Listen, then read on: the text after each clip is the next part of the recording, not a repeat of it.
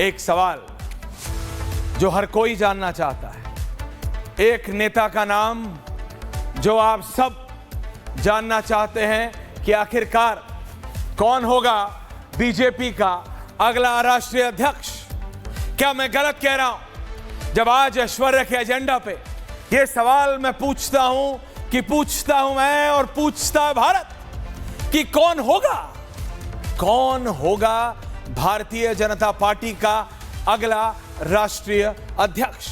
यह एक ऐसा सवाल है जिस पे एक सवालिया निशान इतने लंबे समय से कि वो निशान खुद भूल गया है। You are running wrong visuals right now Sharma, don't. ये सवालिया निशान खुद इतने लंबे समय से, एंड लंबा आई मीन लंबा देन नितिन गडकरीज एक्सप्रेसवेज, कि ये खुद भूल चुका है कि ये सवालिया निशान कितने दिन, कितने हफ्ते, कितने महीने नहीं बल्कि कितने सालों से भारतीय जनता पार्टी के राष्ट्रीय अध्यक्ष की कुर्सी पे लगा हुआ है।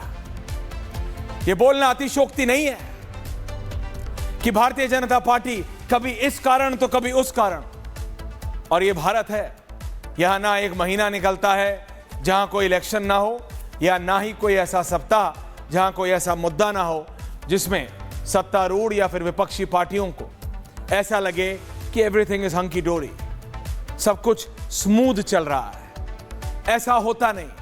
चाहे आप एक नहीं, दो नहीं, तीसरी बार जनता ने आपको पूर्ण समर्थन दिया हो, जनता ने अपना भरोसा आप पे जताया हो, लेकिन फिर भी सोचिए, भारतीय जनता पार्टी जो हर निर्णय बहुत आसानी से ले लेती है, जो हर डिसीजन बहुत स्मूथली ले लेती है, कहा जाता है they work with lightning speed, कहा जाता है कि एक इलेक्शन खत्म होता है और अगले इलेक्शन की तैयारी में लग जाती है।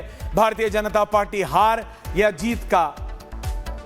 हारने या जीतने की चिंता करे बिना, without any thought they get into the next elections.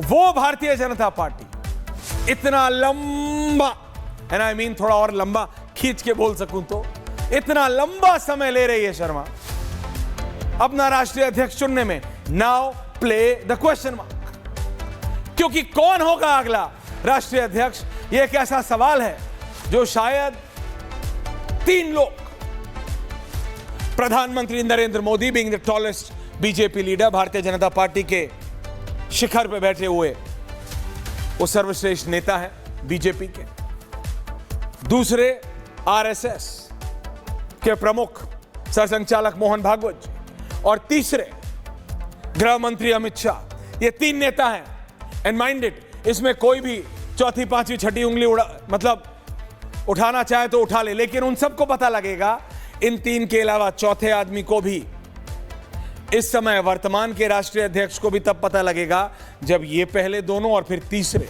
व्यक्ति डिसाइड कर लेंगे कि हां ये व्यक्ति है।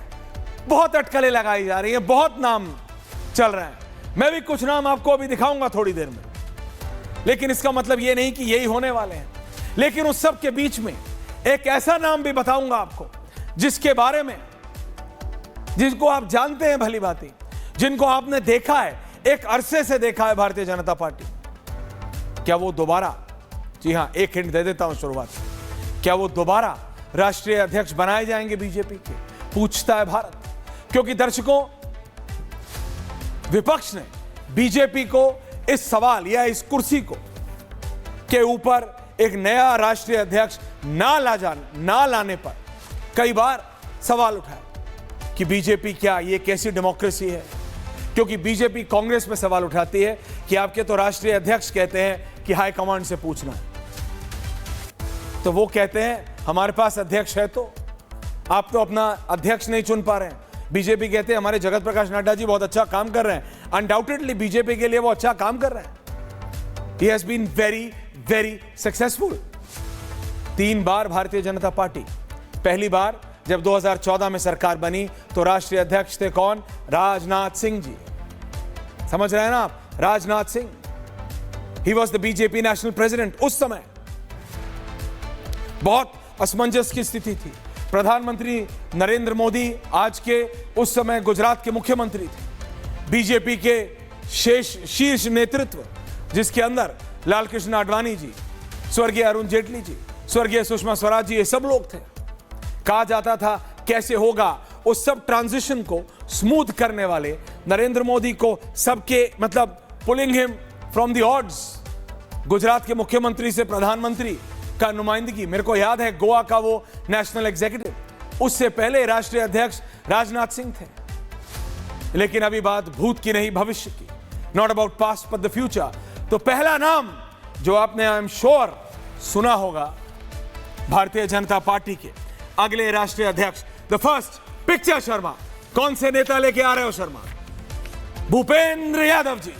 भूपेंद्र यादव जी, भूपेंद्र यादव जी, हर्षवर्धन जी की मुस्कुराहट में देख पा रहा हूं, विजय त्रिवेदी जी की मुस्कुराहट में देख पा रहा हूं। भूपेंद्र यादव जी, एक समय था जब यह कहा जाता था कि दिल्ली और राजस्थान के बीच के कनेक्शन है। स्वर्गीय अरुण जेटली जी और पूर्व राजस्थान की मुख्यमंत्री वसुंधरा राजे सिंधिया के बीच के कनेक्शन है। ये एक रियलिटी है। मैं एक रिपोर्टर्स मतलब इंफॉर्मेशन टाइप दे रहा हूं। भूपेंद्र यादव जी को ऐसे ही देखा जाता था कि he was very very close to स्वर्गीय अरुण जेटली जी। ये खुद एक बहुत काबिल लॉयर है, now is a very senior leader of the BJP, केंद्रीय मंत्री है, कहा जाता है गृह मंत्री अमित शाह के भी बहुत करीब है। लेकिन एक समय था जब वो अरुण जेटली और वसुंधरा राजे सिंधिया के बीच, क्योंकि वसुंधरा राजे सिंधिया से हर कोई नेता बात नहीं कर पाता, वसुंधरा राजे सिंधिया से हर कोई नेता कोऑर्डिनेट नहीं कर पाता था। वो बड़े बड़े नेताओं को एक एक घंटा वेट करा देती थी। विजय त्रिवेदी जी के पास वो ज्यादा एनेक्डोट्स होंगे, वो ज्यादा जानकारी होगी, लेकिन भूपेंद्र यादव और एक आरएसएस के सौदान सिंह जी और भूपेंद्र यादव, ये दो ऐसे नेता थे जो उनके कनेक्शन में जाते थे। मैं देख रहा हूं, आई एम नॉट रॉन्ग, क्योंकि आप अभी विजय जी को नहीं देख पा रहे, लेकिन मैं विजय जी का सर हिलते हुए देख रहा हूं, that means I am right. भाई सीनियर पत्रकार है, you get the support from him. तो भूपेंद्र यादव जी एक वो व्यक्ति हैं जो कि मोदी सरकार में इस समय कैबिनेट मंत्री हैं। 2024 में अजमेर से सांसद चुने गए हैं। ये राज्यसभा वाले व्यक्ति थे, intellectual band wagon, backroom boy, पीछे काम करना, बीजेपी के लिए ऑर्गेनाइजेशन के, उस तरह के व्यक्ति जाने जाते थे। लेकिन प्रधानमंत्री और अमित शाह के कहने के बाद, गृह मंत्री जी के कहने के बाद, इन्होंने 2024 में अजमेर से ये सांसद बने। 21 में भी ये मोदी सरकार में शामिल हुए थे। संगठन के काम करने में इनको लंबा अनुभव है। मुझे याद है जब अमित शाह भारतीय जनता पार्टी के राष्ट्रीय अध्यक्ष थे, तो 3 लोग रात को 2-2, 3-3 बजे तक 11 अशोक रोड में रहते। उस समय संगठन मंत्री रामलाल जी थे। रामलाल जी पहले चले जाते थे, लेकिन जगत प्रकाश नड्डा जी, धर्मेंद्र प्रधान और भूपेंद्र यादव, दीज 3 लीडर्स रात को 2:30, 3, 3:30, मुझे याद नहीं आ रही कौन सी खबर थी, लेकिन अर्नब ने मुझे बोला कि रिएक्शन लाए बिना चाहे रनिंग अवे हो, हटना नहीं है। तो मैं 11 अशोक रोड पे था, अभी तो बीजेपी का ऑफिस नया हो गया। ये 3 नेता and the BJP national president उस समय के अमित शाह, ये 4 व्यक्ति सुबह 3:45 बजे तक थे।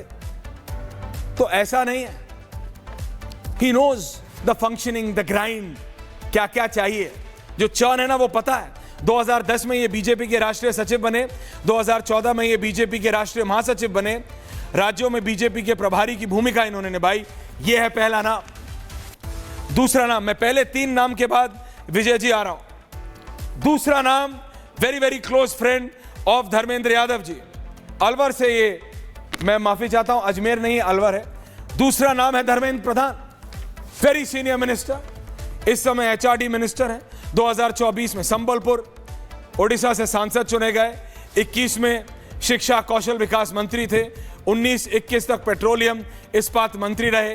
2004 में पहली बार लोकसभा सांसद बने।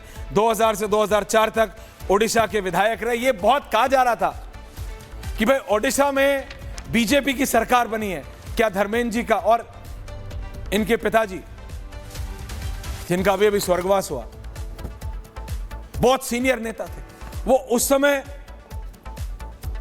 मतलब वो मेरे पास पूरी हिस्ट्री उनकी इस समय है नहीं, बट बहुत सीनियर मिनिस्टर रहे वाजपेयी जी की सरकार में, बहुत वरिष्ठ नेता ओडिशा से,